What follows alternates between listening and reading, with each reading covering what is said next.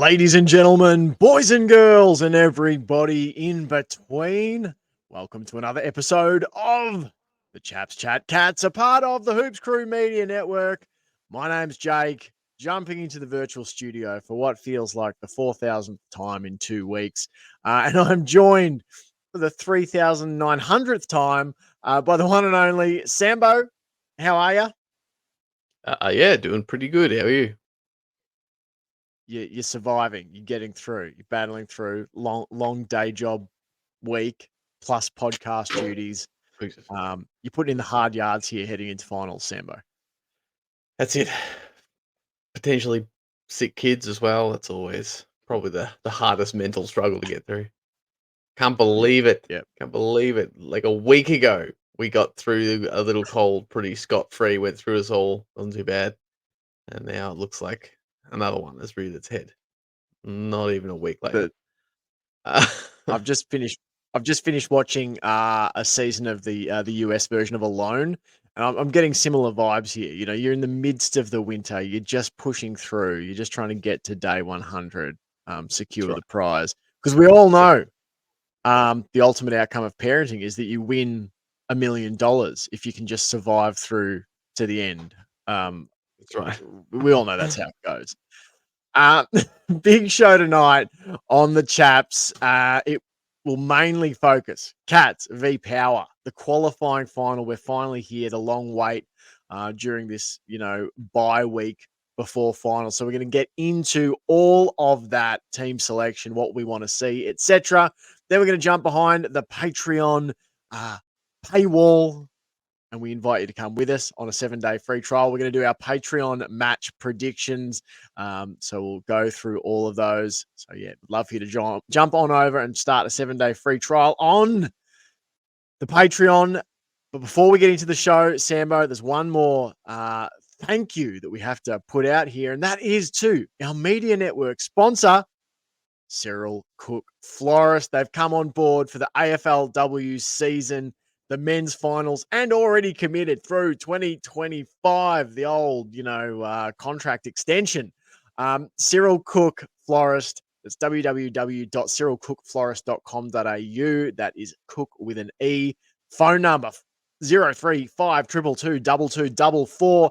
And if you get yourself on down to their location, Shop 1211 Breakwater in Geelong, and say that the Hoops Crew sent you, you can get a 20% discount off your next in-store purchase. So Cyril Cook Florist, we thank them massively for their sponsorship of the Hoops Crew Media Network. But Sambo, there's no time to lose because we're recording this late-ish on a Wednesday night. The final is, less than 24 hours away. So we want to get our thoughts into people's ears.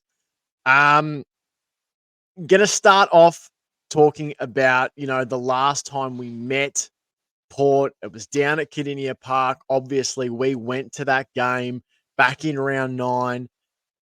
And, they proceeded across the first half of that match, Sambo, to pick us apart. Took us to the cleaners a little bit around the stoppages, moved the ball ruthlessly. We were at 6s and 7s. We sub Reece Stanley out, I think, midway through the second quarter.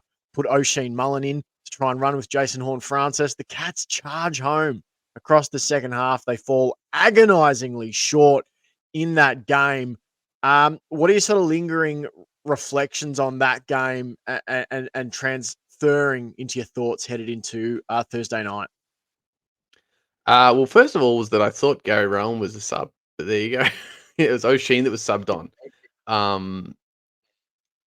Rowan must have just picked up his socks, did he, in the second half? Because I specifically remember him kind of coming out of nowhere, literally. Anyway, yeah. Look, I would have. There's a few things. Of course, heading to a final, you've got some nerves. I think we're set up pretty well. I think we're in good form. I think we're in pretty good health. Like, I was sort of hoping for a couple of people to return, but I think we're heading in about as good as health as anyone in the top 8, really. There doesn't seem to be. Oh, actually, I guess Carlton's pretty decimated, aren't they? But oh well. A few else kickers But playing for the Blues. we're well, we're doing all right in that respect, and I do think that I think Chris Scott has the goods over Ken Hinkley, and I think with a 2-week break, good turnaround, a great case study of what can go wrong from earlier in the year against Port. Coming in as the underdogs with a nice bit of prep time, I think Chris Scott's like Batman in those uh, internet debates where it's like it's who would win such and such versus Batman, and it's like, well, it depends. Does Batman have prep time? And I think that's probably Chris Scott to a degree. I do think he's gonna. The fact that the back half of that game against Port looked much better than the front half. I think we learnt some mistakes on the night that we'll carry through. We've had the best part of 2 full weeks to analyze and get things right for this game. So I am feeling pretty confident overall. Couple of little nervy moments just thinking about the game that we went to because it's never nice to go and watch an ambush like that. Um, Mhm. and they have named obviously Big Charlie Dixon in their squad. Big Charlie Um, Dickinson. yeah, and I would have really liked to have seen SDK back in the side. I remember some pretty good towelings that SDK gave old Charlie. And I do think it would have been a good platform for him to have returned upon, but obviously playing it safe. So yeah, there's a couple of little things nervous about just the fact that it's a final and it's played up in Adelaide, but no, I am feeling pretty good to be honest. Yeah, it's interesting, like, looking back at that game, a high amount of tackles, 76 to Geelong, 73 to Port. They did beat us in the clearances, 48 to 39. It'd be interesting to see what the first half versus second half splits were in that, but, we'll get into it a bit in what we wanna see, a little bit later in the episode, but, there were some sloppy areas. It was sort of like a real contrast where Port looked absolutely on. They came with a particular plan. And I mean, I think that Geelong, as you said, adapted. The first half was 12 goals to 5 in Port's favour.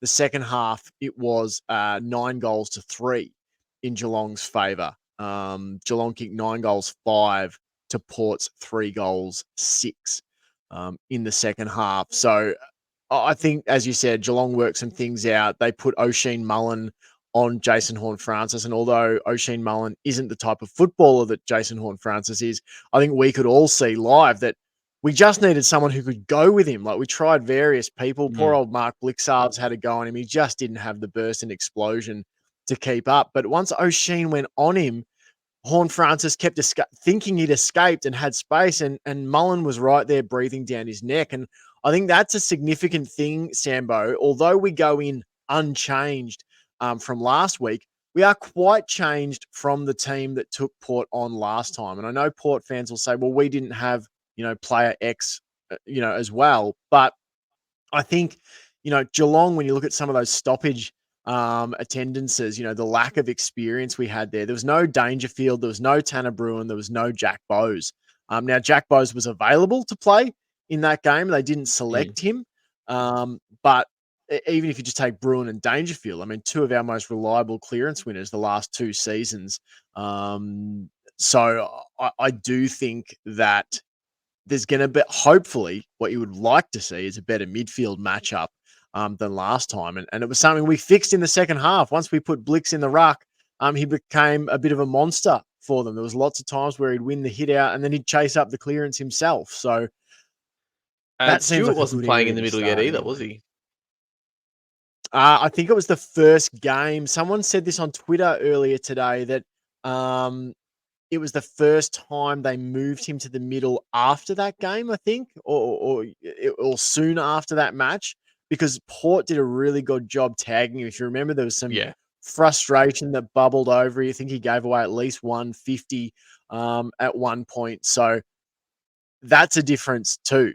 Um, so let's talk team selection because we're going to start talking now. I mean, we're into the players part of it. We'll roll through selection and yeah, sort of dovetail, I suppose, our thoughts into this chat. So, what we have with the team selection this week, there are no changes, Sambo, from last week, last fortnight. We go in with a back line of Lawson Humphries, Jack Henry, and Jake Collar-Jasny. Mitch Duncan holds his spot at halfback. Mark Blixarves down back. Zach Guthrie down back. And, of course, all of the positional palaver take with a grain of salt, because I'm sure Chris Scott has said before, it doesn't really mean that's where they're going to line up. But Max Holmes, Tom Atkins, and Ollie Dempsey across the centre. Tyson Stengel, Shannon Neal, and Sean Manor cross half forward. Brad Close, Jeremy Cameron, and Ollie Henry up in the full forward line. The followers, Reece Stanley, Patrick Dangerfield, and Tom Stewart. The interchange to come from Zach Tui, Jack Bowes, Brian Myers, Tanner Bruin, and Jed Buse. And the emergencies, Gary Rowan, O'Sheen Mullen, and Sam de Koning.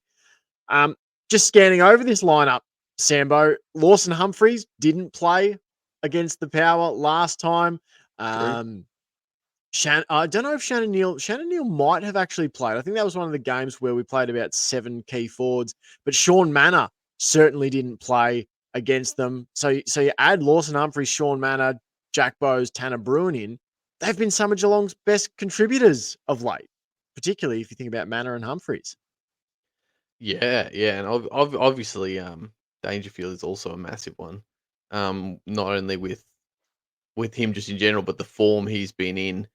So yeah, I think it is. I think it's a team that's learned a lot of lessons. It's a staff that's learned a lot of lessons from that last time. But yeah, I think it's a much more accomplished side, and we've talked about this too.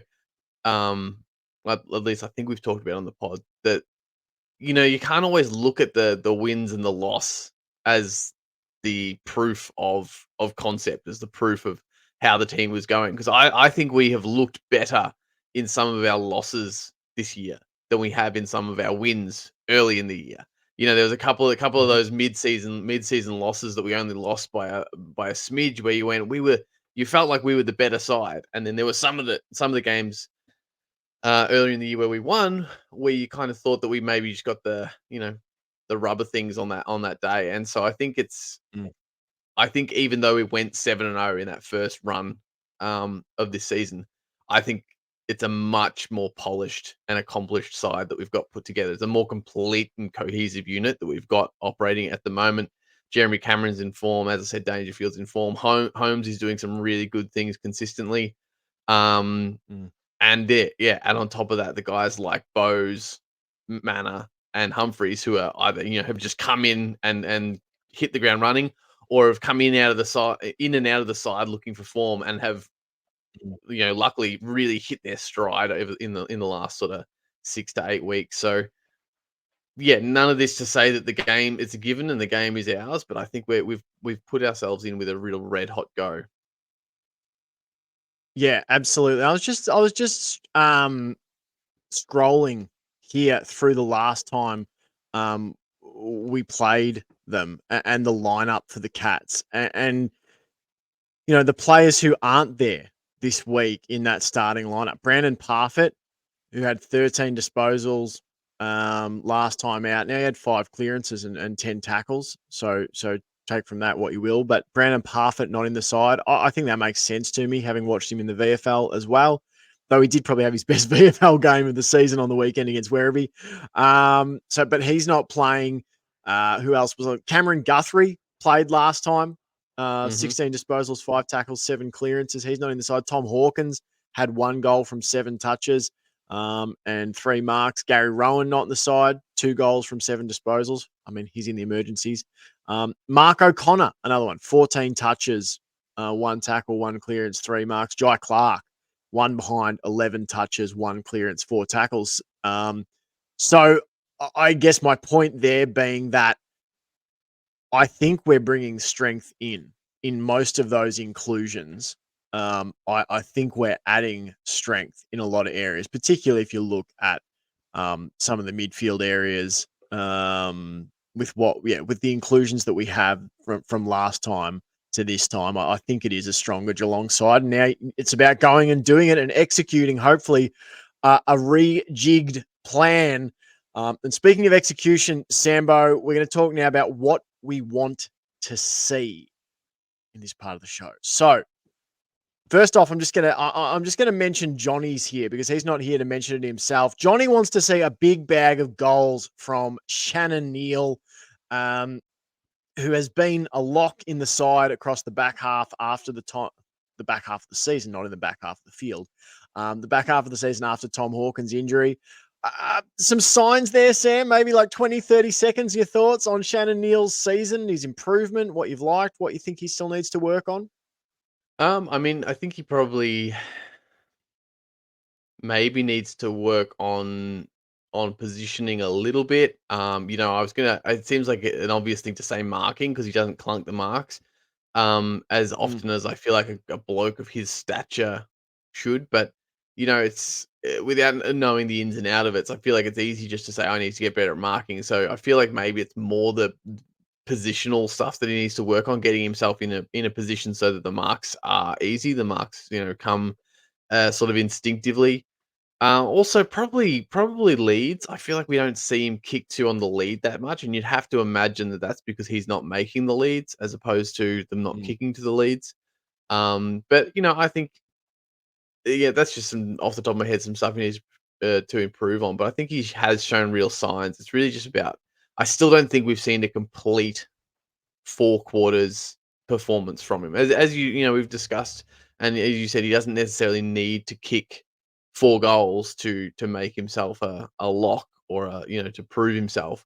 But certainly to have the effort there to put himself in with a chance constantly, consistently across 4 quarters, to be laying those tackles that he does actually lay. And I think it's that I'm trying to think of a word that's not effort because effort sounds like he's not putting in the effort. I suppose that work rate, being able to know where you need to be so you can acquit yourself, and commit yourself to a work ethic across a full game. Um, so mm. yeah, I think there's a lot of flashes there. I still think if Tom Hawkins was fit, I think even now in the finals, I think they'd be playing him. But beyond that, I think Neil has shown some real signs, and I certainly won't argue if he has his quote unquote breakout game in a final. Yeah, absolutely. Ben and I talked about it a bit in the Wednesday show today, which you can also catch on YouTube. We covered a lot of topics, but one of them was about Tom Hawkins, sort of tipped to line up in the VFL semi final this weekend. I personally think if the Cats were to win this final over in Port, then I'd play Tom Hawkins in the VFL this week. I'd probably play him in the VFL next week because I think you need to basically show with Tom Hawkins across 2 games, and that's assuming they win this semi-final, that he can be fit and firing for 2 games in a row because we don't want to do a Sydney Swans and bring in an admittedly great player who is coming off the back of a long-term injury, and then you get, a quarter and a half into a prelim and go, oh dear, like Mm, he's not going to make it. I would love to see Hawkey play a couple of games of AFL. They've got to win this weekend to do that. And then if he's fit and firing and looks like Hawkey of old, and it's like, hey, he's had half a season off, so he's got a mm, bit of juice in the legs for one last ride. Then yeah, then I'm sort of here for it. I feel like the Cats can have their cake and eat it too a bit. You get to play Shannon Neal in a final here and see how he goes in a big pressure environment. You get to bring Hawkey back slowly through the VFL. Yeah, it's amazing. As you said off the top, we're remarkably starting to get some of our best players back. And obviously, word on Cam Guthrie as well is that he may mm, line up in the VFL. So lots to like there. I'm going to offer what I want to see here, Sambo, and because it sort of dovetails into what you want to see, I think nicely. I'm going to talk about clearance space. Now, this is something that First Use, you need to go and follow them on Twitter, on YouTube, etc. First Use, which talks all. It's a great channel account that you brought to my attention, Sambo. They analyze, ruck work and stoppage work.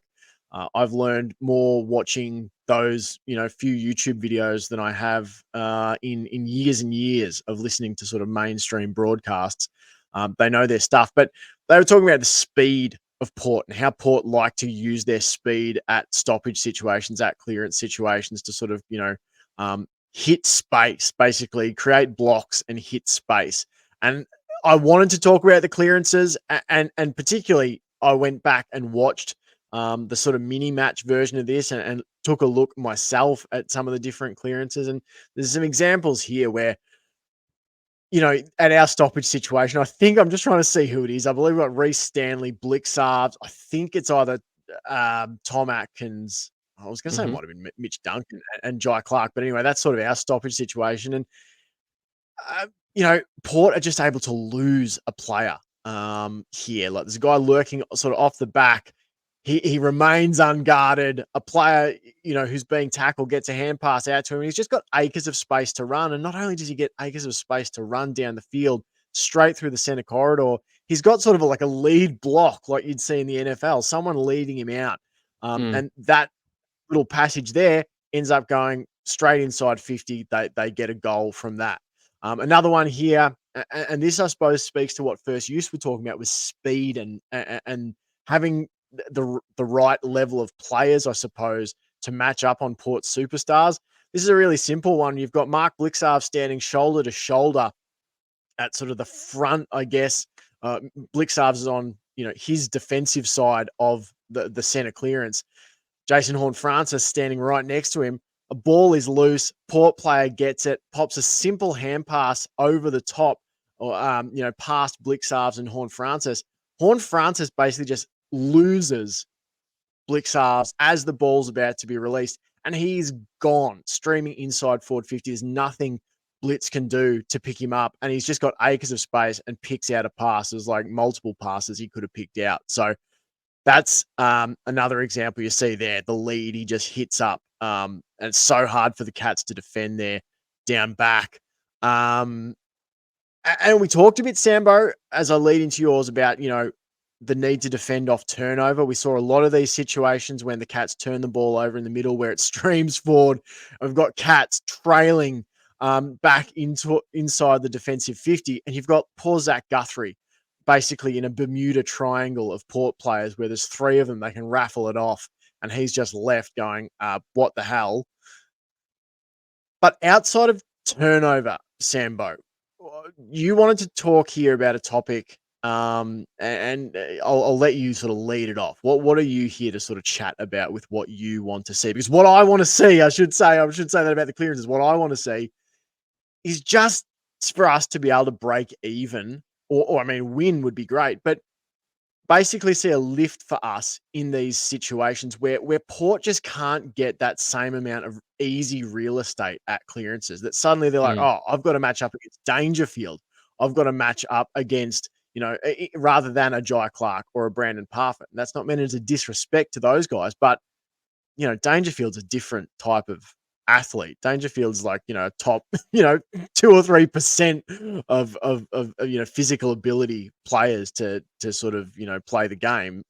It's just a different sort of thing. And I think Bruin and Bowes and Stewart, it's just different matchups to lining up against Parfitt, Clark, etc. So I want to see our stoppage situation just look less leaky, more accountability, less time where Port are just able to sort of slag off into that space and just dominate, blank meterage and run in and attack us. So what is it that you want to see from the game?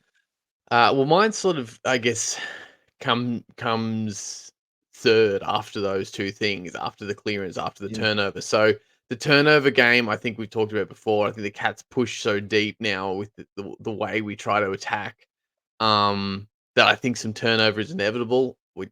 Don't like seeing those goals. It's ugly to look at when you've got that Zach Guthrie against three players, but I think a certain amount of mm, those goals are, and this is my read on it, has been all year, a certain amount of those goals are just going to happen. It's going to mhm, look like we've been completely caught with our pants down. We don't know what we're doing, but it's probably just a byproduct of the way we're attacking. And hopefully, what we want to do is win the clearance, attack, get a goal, go back to the centre bounce. It's the second best, win the clearance, attack, don't get a goal, but we lock them in there and don't allow them to turn it over. And then, what will mhm, happen occasionally is they will manage to turn it over and we'll get caught on a turnover attack. That doesn't bother me so much. as what I want, as what I'm going to talk about, which is in the clearances. Like you say, I think it would be great to be able to see us break even. I suspect they will, just because it's Port Adelaide and the way they set up and the players they've got. They will. It will be a clearance battle, where I think the first, if Dangerfield gets to it, I don't think they can stop him. If Horn Francis Mm. gets to it, I'm not sure that we can stop him. So it'll be a bit of a swing back and forth. But the thing I would like to see is the backline structure and system operating definitely more effective than it has at times this year, but it's certainly against Port. And this is specifically as around the clearance, because as I said, on those turnovers, it's going to be pretty hard to be fully set up if we get smacked on a really fast counter attack. But at a clearance with the 666, when you've had time to reset, I don't see any reason why we should get caught out the way we were getting caught out off out of the center against Port and against several other teams this year. So yeah, that's what I want to see, is that backline operating. We will lose a clearance, we will lose a center clearance here and there, but if we've got our backline operating the way it should, then it shouldn't matter so much. We should be able to spoil it, take an intercept mark, or at least contest that ball as it comes in. Yeah, and I brought some up here because I know you talked, Sambo. Both of us did, about the need. As you said, sometimes you accept you're gonna get hit. If you bite off aggressive kicks, you're gonna get hurt on turnover. But it's those ones where you have an inexcusable sort of you've got an amount of time to prepare that should make it inexcusable for them to find easy options. And there's a couple here that just stood out. Just watching the mini match back, where there's a Port player on the wing. They have the ball. This is in the late in the first quarter. Geelong look pretty well set up inside the back 50. It's a scenario where they're not tearing in, off open play. Player has a ball from a stagnant situation. Now, Mark Blixarves, just inside the forward 50, has marked up his man. But there's another Port player, I believe it's Ollie Wines, just drifting back across the 50. And what he does very cleverly, as the Port player with the ball switches inside, just another chip kick to a player sort of just 5 meters outside 50. Ollie Wines just dashes all of a sudden past Blixarves and his opponent. And it makes me think a little bit of choice routes in the NFL, where no matter what option the defender chooses, they're wrong because the Mm, QB and the wide receiver are on the same path. This is a scenario in which Blix can't guard two men. So either he goes with Ollie Wines and leaves the man he's on.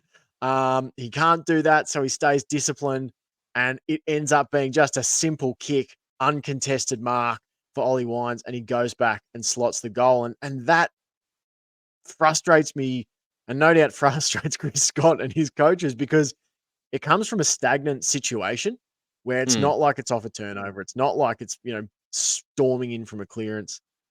And then, of course, we have another great example of that, where Port on the far wing, they have a man running through the center and they switch a kick to him. He gathers it, gives a hand pass to Alir in the center circle. Again, when this ball is first kicked, we're at 17:23 in the second quarter. So by the time Alir has the ball and kicks to a man on the edge of 50, we've had nearly 10 seconds pass. So Cats have had 10 seconds of this ball moving their way. The ball from Alir to the guy on the edge of 50 wasn't even a great kick. It bounces and he has to gather it. Willie Rioli just lurking, uncontested in the pocket. And again, they're forcing Geelong's defenders to make decisions. Jack Henry can't go back on Willie Rioli because he's got to attend to the man in front of him. Jake Kolodjasny's on someone in the goal square. He sees it too late, tries to come across. Henry and Kolodjasny are caught in no man's land, and Willie Rioli gets an easy mark, goes back and slots the goal from the pocket on the set shot. Like, that's the stuff we can't see, is it, Sambo? Like, we can't let them pick their way through like this. No, especially when, I mean, looking at pictures like that, sometimes it's also hard to know what other role players have been given, what they might be Sure. thinking in the back of their mind. But it certainly looks to to an outsider's perspective that you've got other players. It's not so much like you say Jack Henry or Kolodjasny in that scenario, because there's no good option for those two guys. But then you look at, there's probably 3 or 4 other people in frame, but further out of frame, who are kind of watching it and kind of going, not thinking that they're not, it's not there to contest. And you'd have to assume that in that scenario, you would hope with 10 seconds to watch it happen, that they could have probably peeled off from the opposite side. Because again, Mm. and maybe they're losing their man on the far side, and that's where we get one of those goals where you go, oh, they kicked a freak kick Mm. and it went to this loose player hanging out the back. But again, as a defense, I think you'd take that, right? If Sam De Koning, or I'm trying to think who it was that I was looking at up the top of the top, it may have actually been Zach Guthrie, or I think it was Zach Guthrie up the top in that image. If he peels all the way over, watches that ball switching sides and peels all the way over, takes College Asney's man, College Asney's man is able to go across to Rioli, and instead Alia has to kick a 45, 50-meter kick over the top of a pack to a player he can't see that well. I Mm. think you still take those because you're forcing them to the low percentage kicks. You might be freeing up a man, but you're forcing them. It's the same with when Geelong's defense is working well. They're always forcing the opposition to kick out wide on the arc of the 50. That's where you're going to take your shot. That's where you're going to take a mark and have a shot, or have to look for another option. Like, we're going to force you out there. That's when it's working well, when you see them work it up and they end up kicking it to there. So again, I would presume that the lesser of two evils there is leaving your man who's on the opposite side of play and pushing across and allowing the sliding doors of the defense to all shuffle up, so someone can be putting pressure on the kicker and someone else is watching all of the likely options. Because that's the case, really. You're choosing, do we mark up likely options, or do we mark up incredibly unlikely options? And from my school of thought, it would be the former, and you'd want to mark up the most likely options. It's amazing going back and watching this first half, how poor we were. And that's not trying to be negative, but it's saying, like, there was some stuff that was really avoidable, like some stuff that I would hope that has been sort of coached up and coached out, like situations where there's a turnover and you're like, okay, we might get a bit exposed because they're going to run hard as soon as that ball's turned over and try and slingshot. But we had that one with Zach Guthrie, back off the top. That was actually kind of absurd. If you look at this one just quickly, you've got 4 Geelong players basically back on the edge of the center square. And there's now, a 4v2 in Geelong's defensive 50. And it's players up the field like Sam De Koning, and I think it might be a Jack Bowes. And you're just like, why? It's Tom Stewart, maybe Brian Myers. I'm trying to make out on the snapshot, but it's just like, I think we were probably slow to react in that first half. There's a great clip where Port actually get that fast break that we were talking about out of the middle. And instead of getting that, crazy look inside forward 50, where we're just at 6s and 7s, everyone's marked up. There's like 5 sets of 2 players. Geelong are man on man. Everyone's got their player. The ball comes in. Mark O'Connor reads it perfectly, goes up to take the intercept on the edge of 50, and it literally just slides through his hands like a bar of wet soap, hits the deck, and we go and kick a goal. And it's those little moments that you go, if that's a mark, we might be going back the other way. So Yeah. there's lots of areas the Cats can improve. There's a lot, as they did in that second half. I do think if we come out and play our best footy, and have attuned the right things, based on what we learned last time, and the selections, the inclusions make their mark, I think Geelong have a real chance of going over and causing, what would widely be thought of as a massive upset at Adelaide Oval. Tomorrow night, Thursday night, tonight, depending on when you're listening to this. All right, that's all from us on the public part of the. Yeah, yesterday, 2 months ago. Thanks so much for listening. Thanks so much for watching. If you'd be so kind, hit that subscribe button. Give us a 5-star rating on your favorite podcast app. It all helps us climb ye olde algorithm. But until next time, which will be in the next day or two, because there's so many podcasts to record for AFL men's, women's, VFL, etc. Everybody in between. Thanks for watching. Thanks for listening. Go Cats! Go Cats! Bring in that halftime horse, Colin. Bring in the halftime horse. You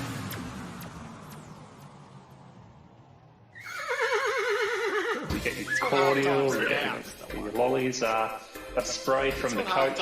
Lollies, absolutely. Sprays. So you get your cordial, you get your lollies. A spray from the coach. Lollies, absolutely. Sprays.